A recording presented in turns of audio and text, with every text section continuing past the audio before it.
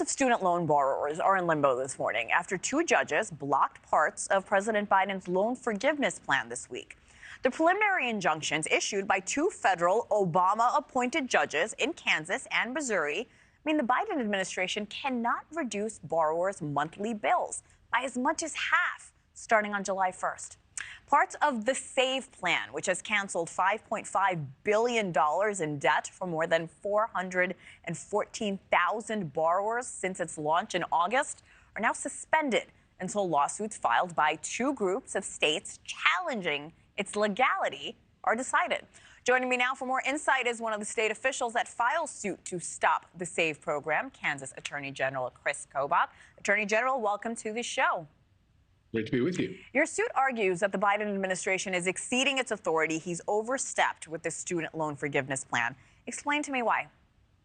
Well, there are several bases for our lawsuit, but the main one is that the statute, the Higher Education Act of 1965 and its amendments, don't give the president the authority to do this, or his Department of Education. And the point we make is if you look at the words of the statute that the Biden administration and the Department of Justice are pointing to, those are terms of loan repayment. And the big operative word there is repayment. And so that raises the question, if it's not clear from the statute that the Department of Education has the power to do this, where do they get it? And the courts both look to what's now called the major questions doctrine. It's something the U.S. Supreme Court's been laying out in recent decisions.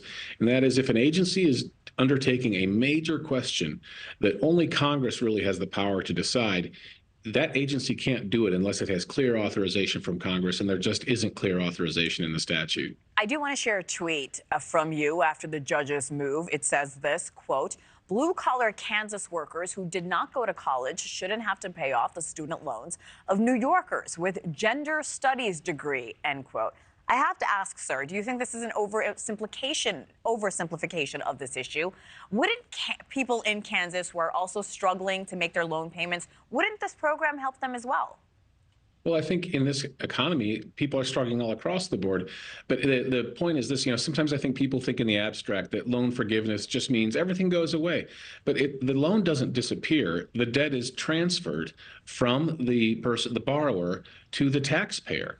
And so the taxpayer has to carry the burden of this debt.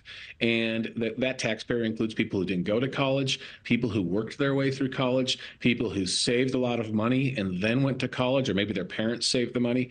A lot of people who paid their own way or didn't go. And it's clearly unfair, especially to blue-collar workers who didn't go to college, to have to pay off the debt of those who did. And so certainly, getting a letter in the mail from the Biden administration saying, hey, you don't have to pay your loan anymore is great news to somebody, but it doesn't just come out of nowhere. It's put on the backs of the taxpayer. Attorney General, is there a middle ground here, in your opinion, or should there be no loan forgiveness period at all? Well, there obviously could be a middle ground, right? You could say that half the loans would be forgiven or that the certain terms would be modified, but only Congress has the power to do that. Remember, Congress has the power of the purse under our Constitution, and this is a massive expenditure estimated to be around $475 billion that is being paid off by the taxpayer. So, Congress could say we'll pay off half, we'll pay off a quarter of it. There are all kinds of middle positions here, but the point of our lawsuit is only Congress can decide that. Personally, I think that the borrower should have to pay off the debt because otherwise somebody else is paying it for you. That's a good point that I think you're right. A lot of Americans maybe don't realize. Kansas Attorney General Kris Kobach, we appreciate your time, sir. Thank you. My pleasure.